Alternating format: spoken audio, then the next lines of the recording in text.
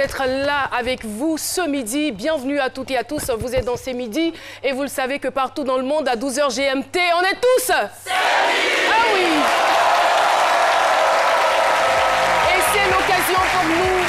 C'est l'occasion pour nous de saluer toutes les délégations présentes en Côte d'Ivoire. On y reviendra. Mais avant, permettez-moi de vous présenter Priscille, la dégameuse. Et j'ai envie de vous dire que cette émission sera à 50% littéraire. Et restez donc scotchés, il y a de très très belles choses qui vous attendent dans cette émission. Et si vous me le permettez, on va ensemble accueillir... Ouais, ça va. Non, ça va au sommet. On va au sommet, on va au sommet, ça va. Allons au sommet. La sommet, yo. Allons au sommet. Allons au sommet. Allons au sommet. Jeunesse africaine. Allons au sommet. Vous ne connaissez pas cette chanson là. On ne comprend pas.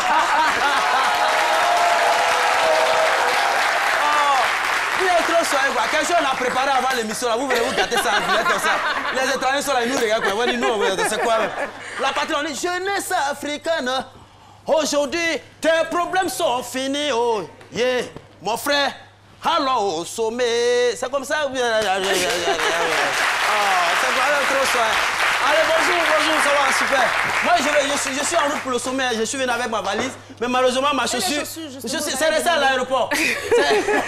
En fait, quand je n'ai plus revu mes chaussures, je me suis dit que bon, ils ont vendu pour s'occuper des autres, mais des étrangers, ma chère. Je me suis dit que là, c'est ma contribution. Mais je suis en route pour le sommet, puis je me dis que je chaussure même va gêner. Voilà, juste après l'émission.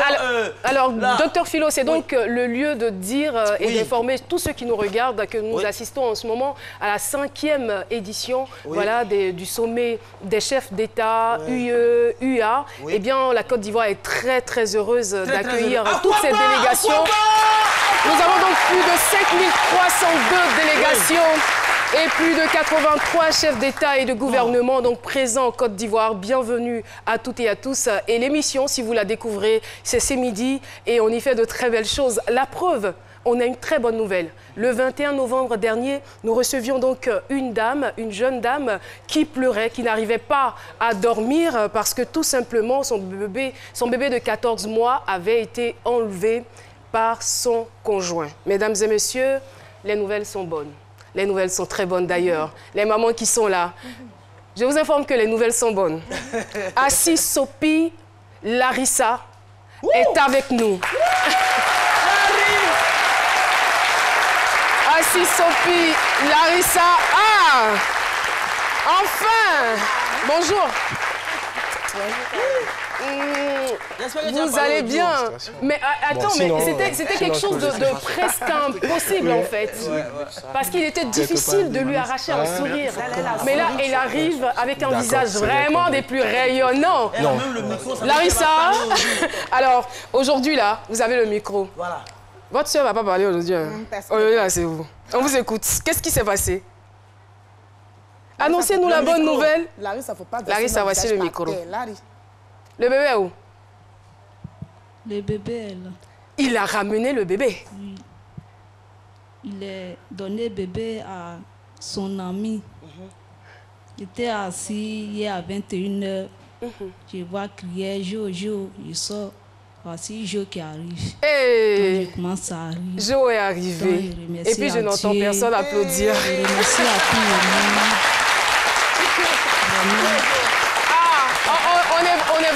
On est content pour toi parce que Larissa avait peur. Elle avait même peur de parler parce qu'elle se disait, et si je dévoile toutes les informations, est-ce qu'il ne va pas faire du mal à mon bébé? Je lui ai dit, Larissa, rassure-toi.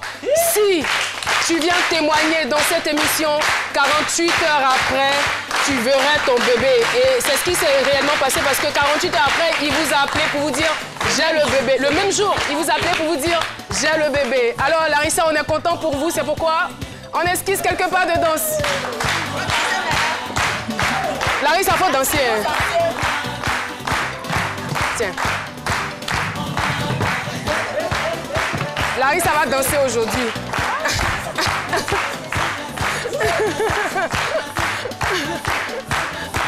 Oh la gueule. Merci beaucoup. infiniment. Merci Larissa et merci à vous aussi. Vous me rappelez votre prénom s'il vous plaît? Valérie. Valérie qui nous a donc aidé à rendre le témoignage sur ce plateau. En tout cas, merci infiniment. Larissa, on est content. Et merci aussi à Patrice parce qu'il n'était pas obligé de ramener le bébé. Il a suivi l'émission et il s'est dit, il faut que je ramène le bébé. Merci Patrice. Et puis on souhaite que vous vous remettiez ensemble. Au revoir. Merci beaucoup. Et voilà, merci beaucoup. Je vous disais à l'instant qu'on parlerait aujourd'hui de littérature. Vous le savez très bien, les sociétés africaines sont pratiquement basées sur l'oralité, ce qui la rend plus ou moins incompatible avec la lecture. Mais aujourd'hui, nous allons essayer de démontrer le contraire à travers ce thème. La littérature m'a fait gagner en maturité, thème que va décortiquer Dr Philo. Mais avant, je vous présente notre invité témoin du jour, le docteur Paul Hervé Agoubli, que je vous demande d'applaudir. Paul Hervé Agoubli est notre invité témoin du jour. La littérature a littéralement changé sa vie et c'est le lieu de le dire. Bonjour et bienvenue. Bonjour. Oui, bonjour. Et merci d'être là. C'est impressionnant d'être... oui, c'est assez midi, quoi. C'est impressionnant. Ouais. Merci en tout cas de votre présence. La littérature m'a fait gagner en maturité, docteur Philo. On vous retrouve tout de suite. Merci. Oui. La littérature me fait gagner en maturité, j'ai gagné mais nous tous, c'est la littérature que nous faisons ici. Hein. La littérature, vous le disiez tantôt, c'est la base de la culture intellectuelle. Donc, que vous le veuillez ou pas, la littérature vient vers vous. C'est-à-dire, soit ça vient vers... Ça s'impose à nous, au fait, je vais dire. Il faut faire très attention, hein, c'est un prof de français, donc... Oui, non, voilà. Non, s'il y a un faux français dedans, dites en même temps. Parce qu'on parle de littérature, il faut dire frère. Voilà, que vous voyez ou pas, la littérature s'impose à nous, à l'école primaire, de gré ou de force. Quand les moments sont là, on nous dit de lire à l'école, c'est lecture. Souvent même là, on te donne le livre, quand la maîtresse dit, lis, tu ne vois même pas le titre, tu es là. Mariam, tu ne vois même pas, mais tu dis, donc la littérature s'impose à nous. Je veux dire que c'est la base même de notre culture. Donc il faut lire, c'est très très important. Même, je suis très accueilli, comment dire, accueilli, ben écœuré. Non, le professeur est là. Hein. Je suis très écœuré quand je vois certains élèves dire que non, moi je suis scientifique, moi je fais mathématiques, je ne suis pas littéraire. Non, non, non. Un bon scientifique, c'est un bon littéraire. C'est-à-dire qu'on ne peut pas te dire, est-ce qu'il y a langue mathématique? C'est vrai, est-ce qu'il y a quelque chose, c'est français on parle. Et les élèves, on lui dit par exemple, non, vu le résultat qui précède, il faut en déduire l'ensemble des définitions. Il est assis là, en déduit. Parce qu'il ne comprend pas français, il ne lit pas. Nous, jeunes filles, aujourd'hui, il y a combien d'élèves qui disent roman? Tu as dit un élève aujourd'hui, tu as lu quel roman hier, il ne sait même pas quoi dire. Donc la littérature, c'est la base fondamentale de notre comment on veut dire? Qu'est-ce qu'il faut dire? Oui, non, c'est de la littérature. La base de notre culture, les gens, oui. Ou de notre oral, ils sont tous allés sur Facebook. On va dire oral des bacs. Oui, on lit, mais c'est la littérature. C'est la littérature. Je veux dire que tout est la littérature. Les griots, toute la tradition orale, tout est la littérature. Je vous dis pas plus tard que ce matin, je vais dire qu'on m'a envoyé un texto pour vous féliciter la Karogang. Le texto disait, ouais, bonjour docteur Philo, je salue la Karogang et je vous apprécie. Karogang, là, elle écrit avec Caro, comme Caro de sucre, apprécie avec, voilà ça. Dis à la Karogang que je vous apprécie, c'est une fille. Nous aussi, on t'apprécie avec tout ça là. Donc, vous dites que la littérature a plusieurs débouchés. Docteur Philo, quel est le dernier livre que vous avez lu? Question micro-trottoir. Il y a très longtemps que je lis. Mais le dernier livre dont je me rappelle, il s'agit du recueil des morts de Yapi Doufou Clément. Le dernier livre que j'ai lu, c'était un roman en anglais qui s'intitule A Hero is Nothing But a Sandwich.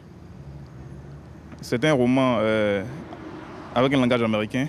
Voilà, c'était un roman qui parlait d'un enfant noir en Amérique qui est entré dans la dépendance. Voilà. C'est-à-dire qui s'est donné maintenant à la drogue, qui s'est donné à la sexualité et aussi qui a connu la discrimination. Le dernier livre que j'ai lu, c'était L'Évangile selon Satan. C'était un livre qui parlait d'enquête paranormale et tout, et il y avait un peu de mystique dedans. Les soleils des indépendances de Amadou Kourouma. J'ai lu tout récemment Comment se faire des amis de Dan Carnegie. Voilà, le livre parle de la relation humaine comment se faire des amis, comment vivre en société, vivre en harmonie, des règles sur lesquelles l'homme doit donner de la valeur, en tout cas pour vivre ensemble, et puis comment créer l'esprit ouvert, et puis montrer aux autres quelle est l'importance de l'être humain. Merci en tout cas pour votre contribution. Eh bien, la littérature m'a fait gagner en maturité et cette phrase vient de notre invité témoin, je le rappelle, qui n'est autre que le docteur Hervé Agoubli. Le docteur Hervé Agoubli est donc auteur de 6 articles scientifiques. Il est enseignant à l'université de Cocody, docteur en lettres modernes. Il est aussi chef de service et de la communication, on va dire, du ministère de la Culture et de la Francophonie. Absolument. Et ce qui est le plus important, c'est qu'il est un pur produit du système éducatif ivoirien. Encore une fois, bienvenue sur le plateau de ce midi. Merci, j'aime l'exergue que vous avez fait de souligner effectivement que tout mon parcours s'est fait ici. Maintenant que j'ai soutenu ma thèse de doctorat et que j'enseigne à l'université, j'ai la possibilité de sortir participer à des colloques et des séminaires et c'est toujours que je vais avec beaucoup de fierté pour noter que j'ai subi tout mon parcours, mon cursus ici.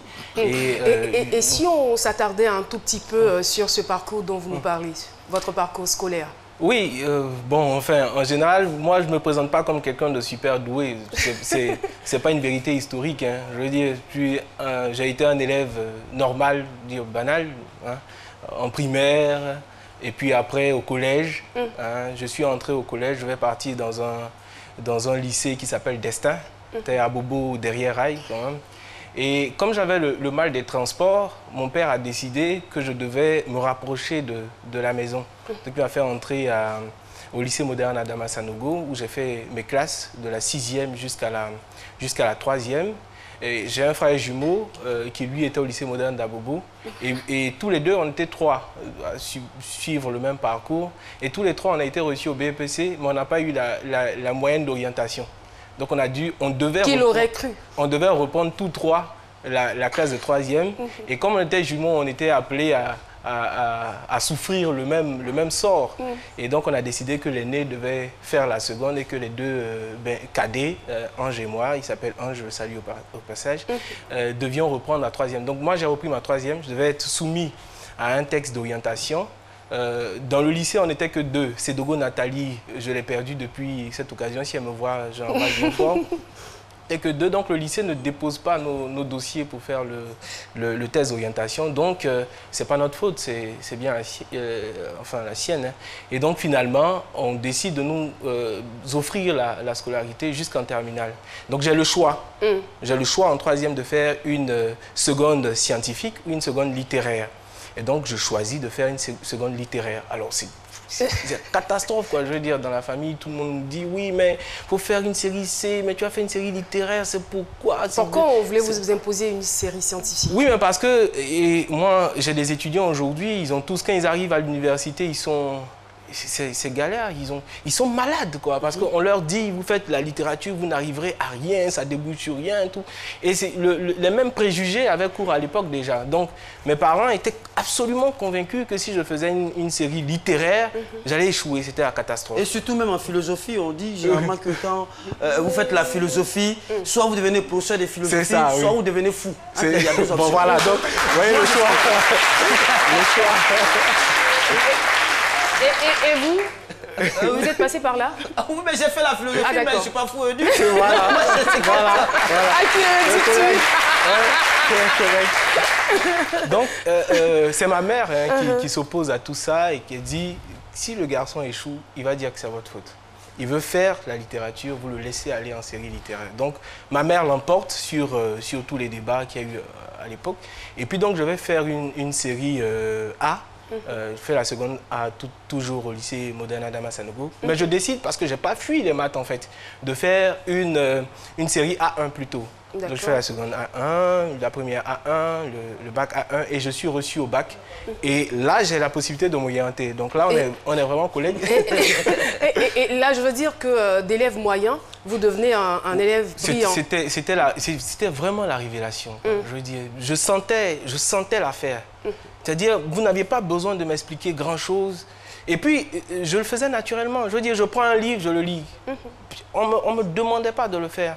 Hein, je rentre chez moi, je sais que je dois vraiment lire un bouquin, repasser mes leçons. Je sais tout ça d'instant parce que je fais ce que je veux. C'est cela. En fait, ce que vous aimiez aussi. Réussir dans la vie, c'est vraiment faire ce qu'on aime. Après, on peut ne pas être riche, on peut... Et puis, bon, quand quelqu'un est enseignant, est-ce que c'est... Je sais pas une catastrophe, quoi, il est enseignant. Il aime ça. Ouais, c'est pas grave, il est enseignant. Il va enseigner aux jeunes il va leur transmettre le savoir. C'est tellement noble. Oui, pourquoi on veut culpabiliser forcément? Je sais pas, j'ai un problème avec ça. C'est peut-être les mesures d'accompagnement qu'il va falloir revoir. Oui, bon, ça, il faut faire confiance aux différents syndicats, avec le gouvernement, ils se battent tout le temps.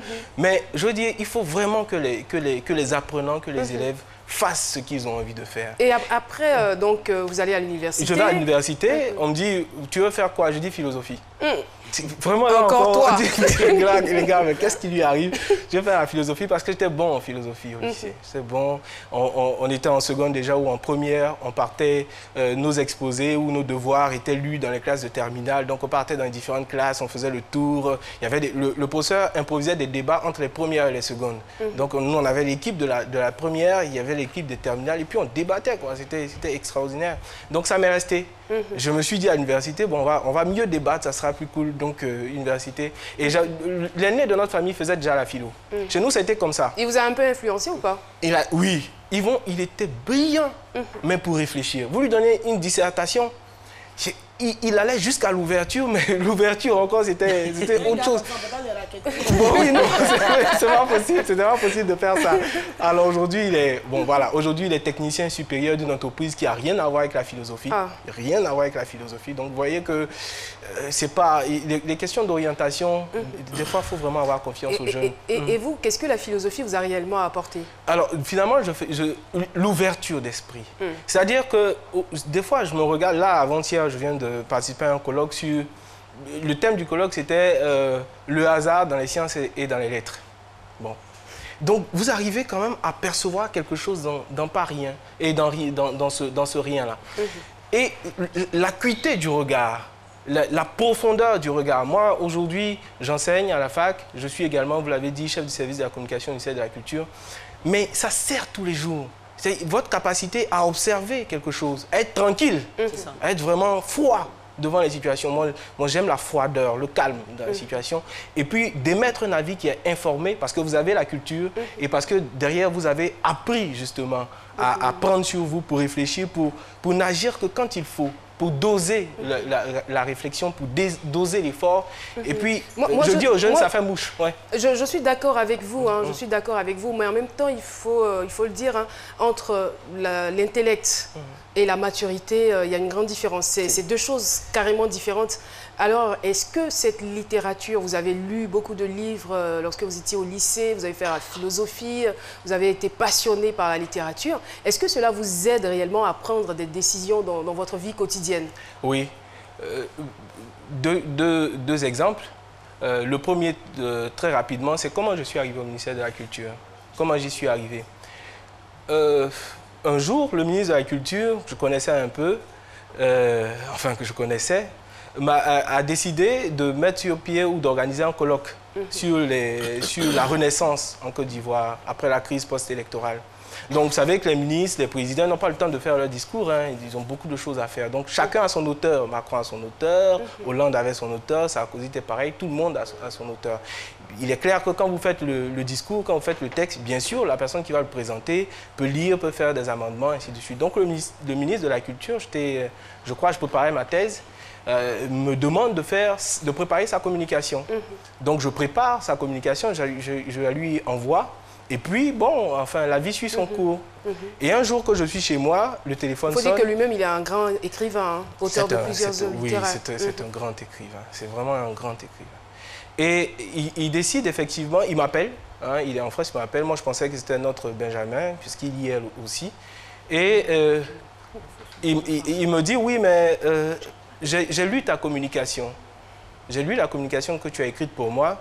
Et je te dis, quand je rentre au pays, il faut que tu viennes au cabinet. Je dis, ah bon? Il dit, oui, il faut que tu viennes au cabinet parce que tu y es à ta place. J'ai lu la communication que tu as faite. C'est une communication qui n'a pas ton âge. C'est une communication qui est absolument brillante. Et il m'a dit cette phrase, le poste auquel je te mets, c'est un poste de chargé d'études, c'est un poste de conseiller. Il y a dedans une dimension de représentation. Et il dit, la représentation, ça veut dire rendre présent. Si je ne suis pas là, là où tu es, tu me rends présent.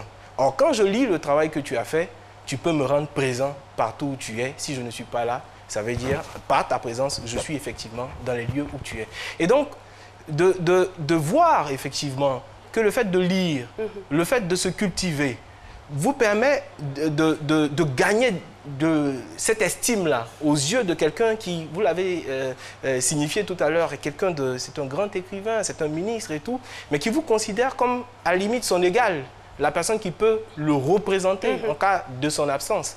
Donc, la littérature, effectivement, vous fait gagner cette maturité. L'autre chose, l'année dernière, je crois, on a participé à un séminaire sur la sécurité. Il y avait des préfets, il y avait l'armée, tout le monde, pour savoir comment, bon, écoutez, quand même des problèmes de sécurité, quoi. Et moi, j'ai participé à un panel, et j'ai fait une proposition sur le récit national. Je dis, il faut qu'on fasse un récit national, il faut qu'on écrive, il faut qu'on voit comment on peut agencer tout ça. On part en plénière, au moment de donner les éléments que nous avons dégagés, chacun. Moi, je décide ma résolution à moi, je lève la main, tout le monde commence à rire. Bon, enfin, on va faire un récit national au moment où, bon, il y a des problèmes de sécurité qui sont criants, comment on se débrouille? J'arrive quand même dans la cohue à présenter mon idée. Parce que je prends l'exemple de l'AVIS en France, qui a fait l'histoire de France, on appelle l'instituteur de France. Il y a aussi le projet de la Commission européenne pour écrire un nouveau récit pour l'Europe, parce qu'après les deux grandes déflagrations que j'ai connues, les gens ne croyaient pas. Et donc, on a convoqué des intellectuels pour leur demander effectivement de produire un récit pour l'Europe. Le nouveau récit de l'Europe, le corps et l'esprit de l'Europe. C'est comme ça que le texte est écrit. Je rentre, on a fini le séminaire, je rentre, le lendemain, le directeur de cabinet du ministre de la Défense de l'époque m'appelle pour me dire, ah non, hier, au séminaire, vous avez proposé quelque chose. Il se trouve qu'il y a un conseil de ministres, on nous demande, le ministre a besoin de ce que vous avez fait, il faut lui faire un mémo. Il va aller le communiquer en conseil des ministres. Donc je le fais, j'informe le ministre, mon ministre à moi, et puis il m'autorise, donc je fais le travail, on va, et ils partent en conseil. Et le Premier ministre de l'époque, Duncan, décide que c'est une résolution pertinente et qu'elle doit être appliquée. Donc, vous voyez que... On va rajouter que la littérature vous a fait aussi gagner sur le plan professionnel. Oui, beaucoup d'ailleurs. Absolument. Beaucoup. Absolument. Alors, c'est pas encore terminé. On aura la deuxième partie de ce témoignage dans quelques instants. Mais on a la pub. À tout de suite. Yo, what up, my people? Ivory Coast, Abidjan. I will be live on the 16th of December at the Abidjan by Night Festival. Make sure you come out. It's going to be at the Palais de la Culture. See you guys there soon. Cause my guys call me Cristiano, Mr. Ronaldo, I'm on Nintendo. Move, no limit. Et oui, c'est un plaisir de vous retrouver pour la deuxième partie de cette émission. Deuxième partie également de notre témoignage. Je rappelle que nous sommes toujours en compagnie de monsieur Paul Hervé Agoubli. Voilà. Docteur, j'allais dire monsieur, docteur monsieur, Hervé. Ça va, Hey, on se lève. Qui a connu Extra Musica? Roga. Ah. Comment vous allez, Roga? Très bien, on est très content de vous recevoir sur ce plateau. Eh bien, il est transfuge donc du mythique groupe Extra Musica. Et vous êtes à Abidjan. Oui, on est à Abidjan, ça fait une semaine déjà. Donc on était venu pour le festival BOC, festival à Yopougon. Il paraît que vous avez gâté le coin. Voilà, on a joué de 2h jusqu'à 8h du matin. Donc il fallait vraiment donner le meilleur d'Extra Musica. Donc la meilleure des choses, c'est il fallait qu'on puisse faire vraiment échanger avec le public parce que ça fait quand même 3 ans. C'est cela. On n'a pas pu jouer ici en Côte d'Ivoire. Et on vous retrouve encore pour un spectacle avant de partir ou pas? Oui, étant donné qu'on a rapproché le micro, s'il vous plaît. Jusqu'à 8 h du matin, donc le public nous a réclamé encore, donc on sera à Koumassi. Donc je profite de l'occasion pour informer tout le monde. On va se retrouver à Koumassi le vendredi. D'accord. Et puis le samedi, on s'envole, on va à Brazzaville. D'accord. Voilà. Ah, c'est juste pour vous dire, qu'on vous voit à la télé, vous savez que l'émission est très regardée, alors Regard passe à la télévision et le téléphone de son gars. Mais je ne suis pas venu seul, je suis venu avec Zaparo de Guerre, donc l'animateur, et puis voilà quoi, voilà. Merci en tout cas, merci beaucoup, public de ce midi. Merci d'être passé. Merci vraiment. Je vous en prie. Roga. Voilà, on l'accompagne à la manière c'est midi, quoi. On les accompagne. Merci beaucoup. Merci vraiment. Et oui, l'émission se poursuit. Voilà, on continue donc notre randonnée. En plein dans la littérature, oui. J'ai envie de demander à notre invité, docteur, comment emmener... Paul, c'est bon. Ah, Paul. Oui, mais ça m'arrange. Oui, on ne sait jamais. Depuis là, je regarde, je ne vois pas de bague, on ne sait jamais. Alors, monsieur, j'ai envie de demander comment emmener le jeune du quartier à lire. Parce que je vous écoute et je sais qu'il y a des gens qui, comme moi, qui se disent hey, il est bien, oh. Parce qu'on n'a pas forcément... Bien, il parle bien, et pour lui, il a réussi. On n'a pas forcément... ça dépend de l'environnement également, tu vois. Tout le monde n'a pas forcément cette notion et cette chance-là. Voilà. Et comment emmener ce jeune-là, justement? Comment vous amener à lire? Parce que vous ne lisez pas aussi. Je te prends sur la 2. Comment emmener ce jeune-là à lire? D'accord, moi... Ou à aimer la lecture. Vous me permettez? Allez-y, bon, je veux dire, je suis déjà venu à ces midis. C'est un beau plateau, hein, je veux dire, vous avez tout le pays, même au-delà, qui vous regarde. Mais c'est aussi pour ça. C'est aussi pour ça. C'était pour témoigner. Je veux dire, moi, j'ai grandi à Bogoté. Bon, d'ailleurs, on n'est pas issu de famille aisée, forcément. Hein, pas de famille aisée, mais on a droit au rêve. D'abord, c'est ça. On doit rêver. Je disais à Caroline Da Silva avant l'émission qu'au-dessus du livre de la littérature, il y a le récit. Le jeune homme appartient à quel récit? La jeune dame appartient à quel récit? Ce qu'un collègue de l'université appelle les utopies motivantes. Quelles sont ces utopies motivantes? Qu'est-ce que notre pays vend comme utopie qui motive la jeunesse? C'est ça d'abord qu'il faut chercher. Le livre vient après. Maintenant, je suis d'accord que la pratique de la lecture n'est pas courante chez nous. Je l'accepte volontiers. C'est comme vous voulez faire du sport, mais en même temps, quand vous n'avez pas l'habitude, vous commencez un jour, puis vous arrêtez le lendemain, et tout ça. Donc je dis, c'est bizarre, j'avais cette idée il n'y a pas 2 jours. Vous lisez, vous prenez sur vous, vous lisez une page d'un roman, d'une œuvre de fiction au départ. Il ne faut pas forcer les choses. Une œuvre de fiction au départ. Une page. Des romans qui font 180 pages, qui font, des fois, c'est moins volumineux que ça. Donc, une page par jour, vraiment cette discipline-là, pour que la lecture devienne d'abord une habitude. La lecture doit être une habitude. On ne force pas les gens. Pas, vous aurez beau dire aux gens c'est important, c'est important, c'est important. S'ils n'ont pas l'habitude de lire, bon, ils n'ont pas l'habitude de lire. C'est comme ça. Voilà. Donc, alors Paul, si à vous particulièrement, on vous demandait d'emporter 2 livres sur une île déserte, ce seraient lesquels? J'ai bien fait de vous demander de m'appeler Paul. Hein. C'est vraiment intéressant d'entendre ça comme ça. Le premier, ça serait Le cahier d'un retour au pays natal d'Aimé Césaire. Le cahier d'un retour. Ça, sans chercher, sans forcer. Vous me réveillez le matin, quel est ton livre? Vous réveillez Le cahier d'un retour au pays natal. Pourquoi? Parce que Césaire nous parle. Césaire parle. C'est un testament, ce texte-là. Il y a une phrase sur laquelle, chaque fois que je m'arrête, Haïti. Première république nègre, noire, permettez. Haïti, où la négritude s'est mise debout pour la première fois et dit qu'elle croyait à son humanité. Haïti, où la négritude s'est mise debout pour la première fois et a dit qu'elle croyait à son humanité. Le problème qu'on a souvent, c'est est-ce qu'on croit en notre humanité? Et tout le texte de Césaire nous dit, croyez en votre humanité. Il dit, et je sais maintenant que toute étoile chute de ciel en terre à notre commandement sans limite. C'est-à-dire que quel que soit l'obstacle, vous avez à décider, à déclarer, cet obstacle-là doit chuter. Et l'obstacle chute parce que vous êtes un homme. Et pour vous, croire en son humanité, qu'est-ce que cela signifie? Ça veut dire qu'il n'y a pas de défi trop grand, madame. Ça veut dire qu'il n'y a pas d'obstacle. Et vous en êtes un exemple patent. Absolument. Voilà, d'élève moyen, vous êtes passé à un élève intelligent et aujourd'hui à un docteur, un brillant docteur qui fait aujourd'hui la fierté de la Côte d'Ivoire, tant ici en Afrique qu'au-delà des frontières africaines. Et voilà, notre sage est avec nous, le sage Sissoko. Bonjour. C'est avec beaucoup d'intérêt que vous nous avez suivis. Hein. Alors, on vous retrouve tout de suite.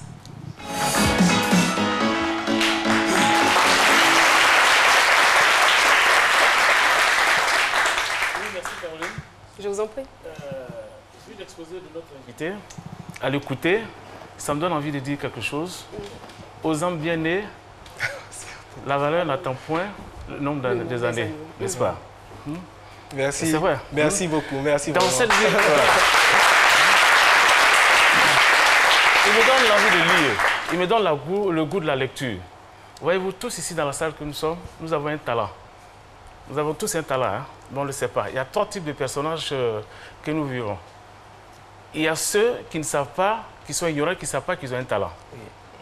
C'est dommage, malheureusement. Il y a ceux qui savent qu'ils ont un talent, mais ils ne savent pas l'exploiter.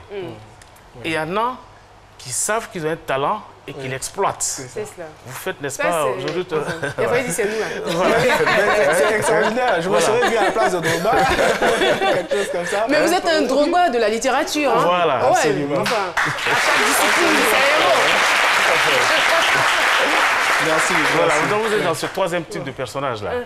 Alors, vous avez, n'est-ce pas, mes félicitations. Merci beaucoup. OK. Ensuite, vous donnez, n'est-ce pas, à tout un chacun d'aimer la lecture. D'abord, vous avez embrassé ce créneau-là, la lecture. D'abord pour une satisfaction personnelle, l'autosatisfaction, et pour, n'est-ce pas, donner l'envie, la lecture à tout le monde, notamment aux nationaux, comme aux personnes qui ne sont pas d'ici. Vous donnez l'envie à la lecture. Ça, moi, actuellement, à partir d'aujourd'hui, je crois que je vais me retrouver encore dans la lecture. Merci beaucoup. Merci infiniment, le sage. Voilà. Alors, on va dire, mission accomplie. Hein. Vous avez réussi donc à communiquer le goût de la lecture au sage. Voilà. Il n'y a pas d'âge. Hein. Pour se mettre à la lecture, pour s'y remettre, il n'y a vraiment pas d'âge. Et voilà qu'aujourd'hui, il est même encore enseignant à l'université. Très jeune. Très jeune. Hein? Bon, comme il s'est rasé la tête, je me demande bien comment ça se passe avec ses étudiants. Parce qu'ils doivent avoir sensiblement le même âge que certains. Tout à fait, tout à fait. Donc, félicitations. Bravo et puis insister dans cette voie. Je crois que vous irez encore beaucoup plus loin. Merci beaucoup. Merci vraiment. Ça me touche. Merci. Merci infiniment et merci. Nous allons donc remercier le docteur Agoubli Hervé. Vous avez oublié, c'est Paul. Eh, Paul, Pablo. Alors là, si vous me donnez l'occasion, je vous appelle par votre petit nom. Pablo, merci bon, voilà, d'être docteur Agoubli, je préfère. Merci en tout cas d'être venu nous édifier avec ce témoignage. Eh bien, on espère bien que nous allons tous nous remettre à la littérature, à la lecture. Et restons-y. Il y a une dame qui fait de très belles choses ici en Côte d'Ivoire concernant la littérature. Elle est écrivaine, elle est charmante, elle est belle. Elle est journaliste, auteure des publications. Les coups de la vie. Anzata Ouattara est notre invitée surprise. Anzata Ouattara. Bien sûr.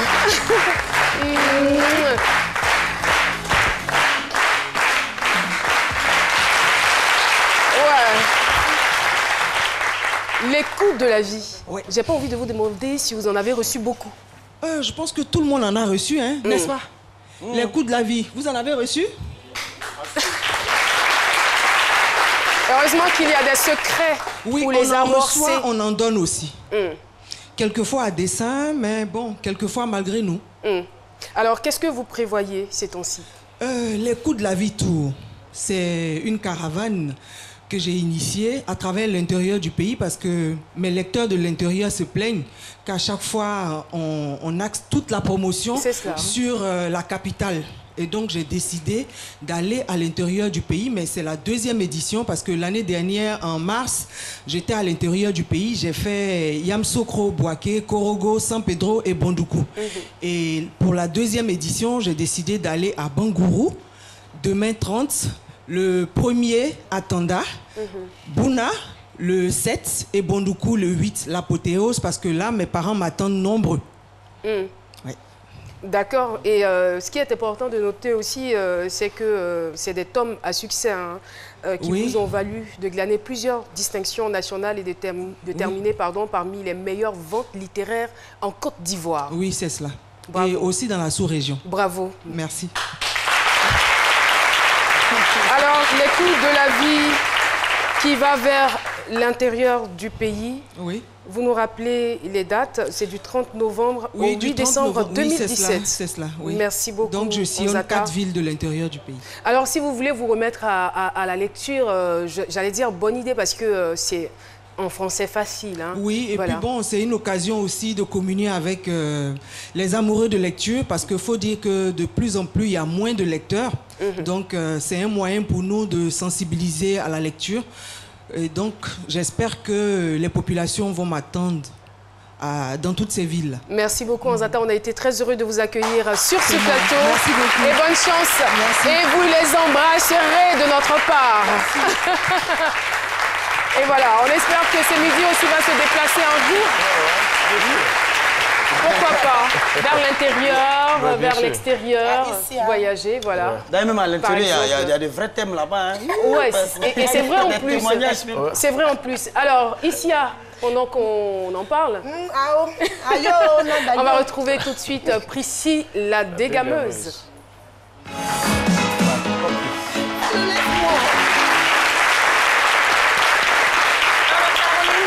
Aujourd'hui, j'ai piégé. Ma mission, c'était de piéger, mais également tester si vous voulez, le niveau ou le degré de sécurisme de nos frères ivoiriens.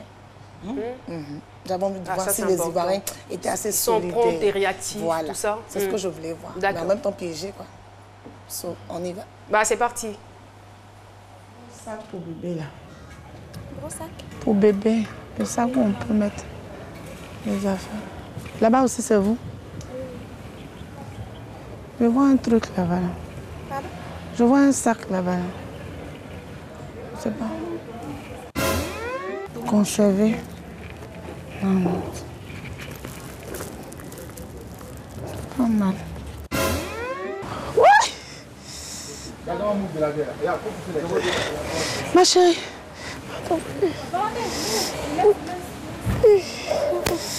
Venez l'aider. Donne assez. Ma chérie, c'est quoi? Madame, c'est quoi? C'est quoi? Je dis, tu as fait quoi la femme là? Je lui ai rien fait. C'est pas toi qui es venu lui parler tout à l'heure là? Elle a dit. On était là, moi. J'ai dit. Mais envoyez quelque chose de l'eau, comme ça. Envoyez de l'eau. Elle est enceinte. Doucement. Elle est enceinte. Envoyez de l'eau, comme ça, elle va boire, Seigneur. C'est quoi l'histoire ça là? Doucement. Toi aussi que tu l'as pas tapé. Tu l'as pas tapé, il y a la tapé. Moi je t'ai vu si tu l'as tapé. Aïe, avant de prier, d'accord dessus là, tu l'as tapé. Aïe, qui t'a tapé? Toi, tu cries comme ça. Elle a tapé. Je t'ai vu, je l'ai vu. Elle a touché. Madame, elle vous a tapé. Elle vous a tapé. C'est faux. Sarah l'a fait ça là. Appelez Onjo. Appelez Onjo. Prends la mettre ici. Venez la prendre la mettre ici. Venez la prendre française. Venez la prendre la mettre ici. Venez la mettre ici.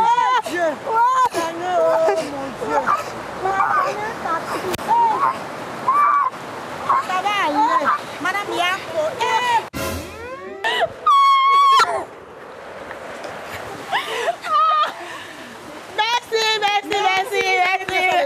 Merci. Pardonnez, venez m'aider.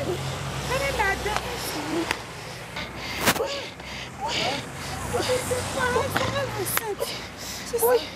Vous la connaissez? Moi, j'étais dans la photo, puis je l'ai aperçue. Eh, Seigneur, c'est qu'elle a fait ça là. Oui. Elle est enceinte. Oh Dieu. Comment ça comment? Pardon, vous n'avez pas un téléphone, je vais appeler son mari, il va venir, il n'est pas loin. Non, je fais c'est bon, son mari n'est pas loin, il va venir. Vous connaissez son mari? Si. Elle va dit le numéro. Elle m'a dit le numéro. J'ai parlé un peu. Elle a dit qu'elle a laissé son mari là. Elle m'a donné le numéro. Il faut donner le numéro. Il n'est pas loin, il est là, il va venir en même temps. 04. Combien? Mon mari s'appelle Joseph. 04 combien? Joseph. 04 combien? Combien? 02 combien? 02 combien? 02 combien? Il ne faut pas crier sur elle, il ne faut pas crier sur elle. Elle m'a crié sur elle, pourquoi? Mais son service, on vous a demandé. Si vous ne voulez pas avoir de service, allez tomber.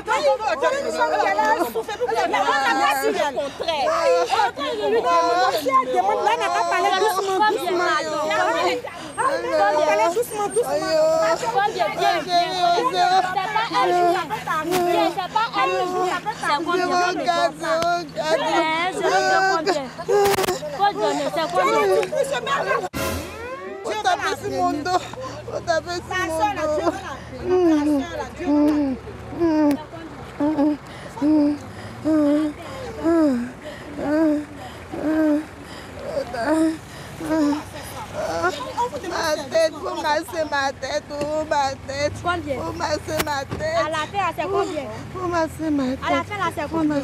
Oh masser. À la fin, c'est combien? Chérie! Hi! Tête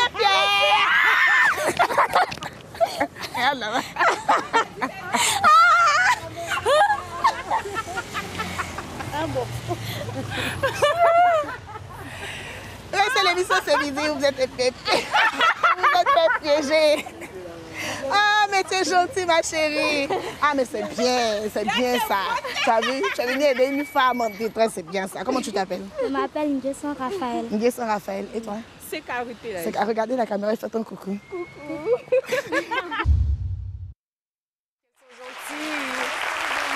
Sacrée comédienne. En tout cas, félicitations. J'applaudis encore ces deux jeunes demoiselles qui n'ont pas hésité. Et je fais un coucou également à ma complice, voilà, celle qui était dans l'ensemble orange, Marina, on l'appelle Agbele. Je lui fais un coucou. Voilà. Merci beaucoup, Priscille, la dégameuse. Et on rappelle que la Côte d'Ivoire accueille donc ce mercredi et demain jeudi le 5e sommet Union africaine-Union européenne qui se penchera principalement sur les questions d'immigration, voilà, de sécurité, de coopération et de développement avec l'ambition de donner un meilleur avenir à la jeunesse africaine. Nous sommes en compagnie de l'Association des artisans professionnels de la coiffure et de l'esthétique de Côte d'Ivoire. La présidente, c'est Madame Jaffi Virginie. Elles sont magnifiques. Merci d'être là. Nous saluons également les élèves voilà, qui ont reçu donc leur diplôme la semaine dernière. Voilà, ils sont toujours là-bas. Également les amis de la vie qui sont avec nous et le fan club c'est midi. Merci beaucoup. Merci. La vie est là. Merci beaucoup à vous. Alors, tout de suite, nous allons recevoir une invitée à l'état civil. Elle s'appelle Betieke Christiane. Vous connaissez bien Tiane? Tiane est avec nous, artiste, chanteuse et présidente du SAMSI, le syndicat des artistes musiciens de Côte d'Ivoire. C'est ça. Merci beaucoup. Alors Tiane, on vous voyait à la télévision, on était tout petits comme ça. Vous étiez comme ça. Merci. Et on a grandi, Merci. on parle maintenant dans le micro, vous demeurez comme ça.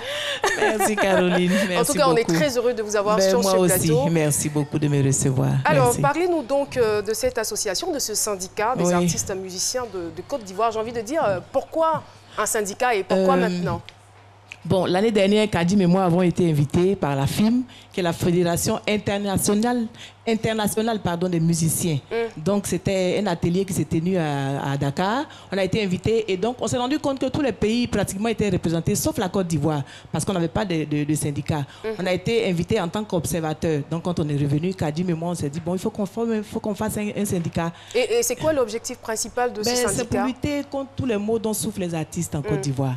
Et la piraterie, le manque de producteurs, les cachets minables, les contrats pas respectés et tout ça. ça, la maladie, les gens meurent, les SOS et tout ça, franchement, ça n'honore pas les artistes de Côte d'Ivoire. Vous n'avez pas peur qu'il y ait chevauchement entre votre syndicat et le Burida? Non, les deux vont ensemble. Hein. D'accord. Les deux vont ensemble. Le Burida est chargé de recueillir nos fonds et nous les donner, si tu veux, si on peut dire ça comme ça. Donc, ce n'est pas le boulot du Burida de faire ce que le syndicat doit faire.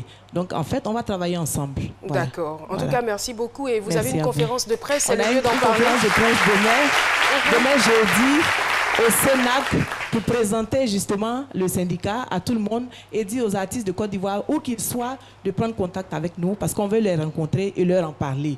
Donc c'est l'occasion de nous voir là, de nous rencontrer déjà pour se connaître et puis après on va discuter. Donc c'est demain à 10h au Sénac à Angré, on va parler du syndicat et puis en même temps on va investir la présidente que je suis et on va commencer le boulot. Voilà. Merci infiniment. Merci à vous. D'être venu partager cette information avec nous. Et voilà, je vais demander au public de se lever parce que malheureusement, l'émission est terminée. Voilà, on va juste se donner rendez-vous demain pour un autre numéro. Merci en tout cas de votre collaboration. Merci à toutes les équipes qui y ont travaillé. Et merci surtout aux téléspectateurs pour leur fidélité, à toutes ces délégations présentes en Côte d'Ivoire. Merci de nous suivre ici comme partout ailleurs dans le monde. Au revoir.